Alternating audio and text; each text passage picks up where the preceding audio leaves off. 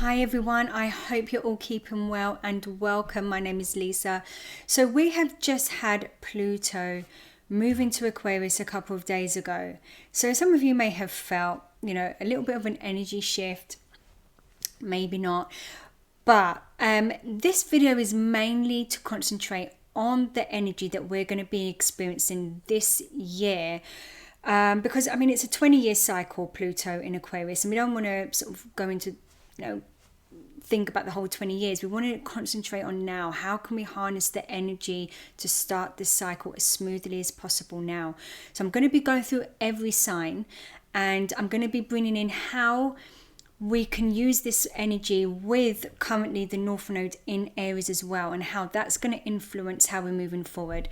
And also just thinking about Jupiter moving into Gemini in the summer months as well, and just how this is all going to be working together. So I'm going to be giving some sort of hints and tips as well, how you can harness this energy and just work through it more smoothly. Because the thing is, we can harness the sort of the darker, lower vibration of the transit, or the more lighter, higher vibration. And if we know what we're working with, it means that we can use it to our advantage. So I'm going to be going through every sign. If you do want a bit more information on how Pluto is moving into Aquarius, how this sort of affects us generally, there is another video I've done, Pluto in Aquarius, Love Will Set You Free, so you can check that out, and that just gives a bit more of an overview of what you can expect. But otherwise, I'm just going to jump straight into the signs.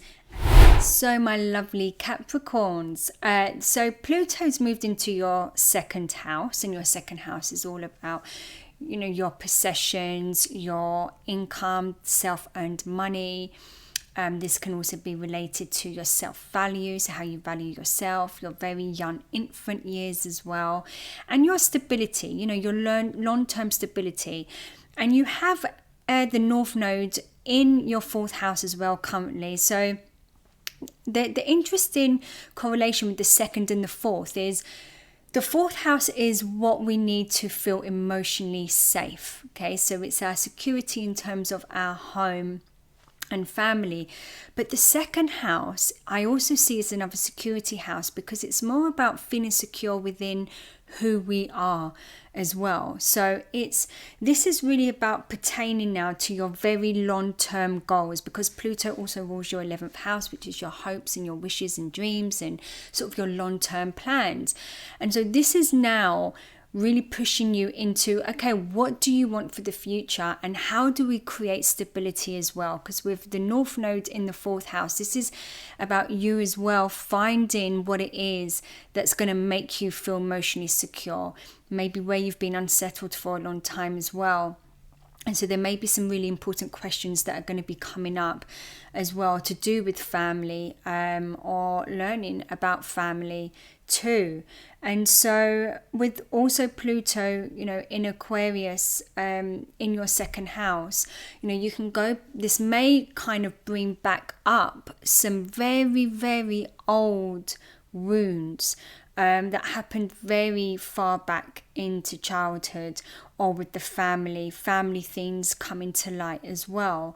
And just so that you can become a bit more aware of who you are as well, and what your place is in the world. And with Pluto being in your first house, that's kind of what it would have been about. It would have been you stepping into your power and becoming more resilient. But the second house is now you putting that into practice and finding a way to be able to find that strength to reach now the places that you want to go and create that stability. And so there could also be changes with income as well, with your job as well, so what you're doing. So changes with the home and work access, definitely. That's going to definitely come into play this year, if not already. But there could definitely be some things that you're leaving behind, and new things that you want to step into as well.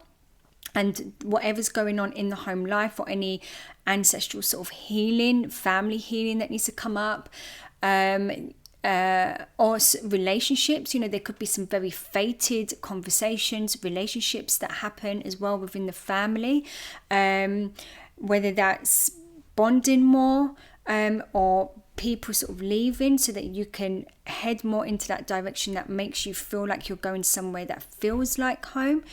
And so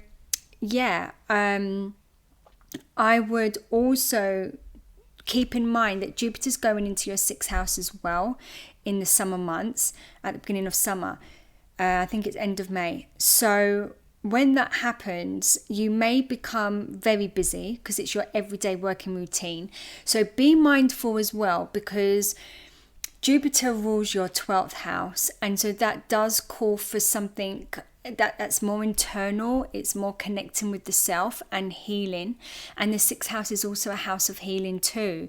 And so this could be a really great time where, there's lots of opportunities and that come your way, and maybe changes in your daily routine, things that are good, that are fruitful, things that maybe you've wanted to change.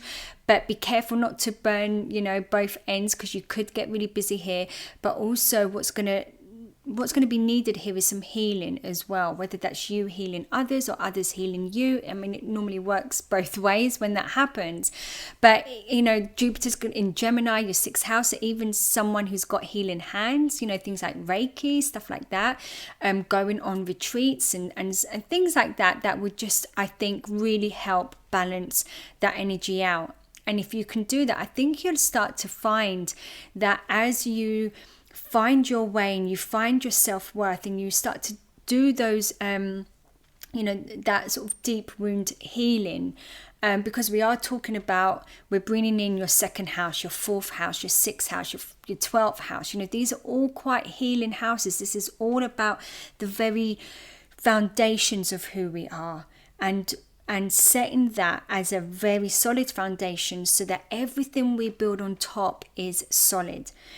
So I was also, just thinking that another good thing for you would, if you're into crystals and things like that. I mean, I'm not an expert at crystals, but I use them enough to sort of know the energy and the vibration they carry.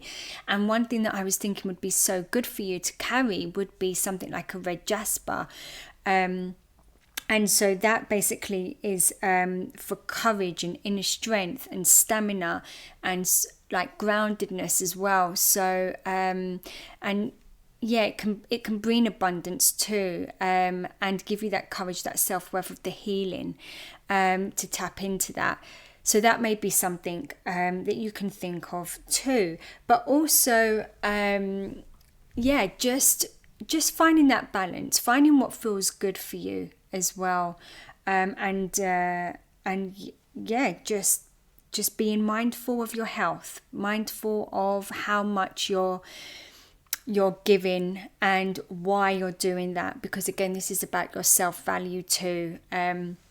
So what do you value now? It's not just about money in terms of like what we value possession wise, but also thinking about what we value for our everyday life. What do we value at home? What do we value at work? How do you spend your time every day in your day-to-day routines?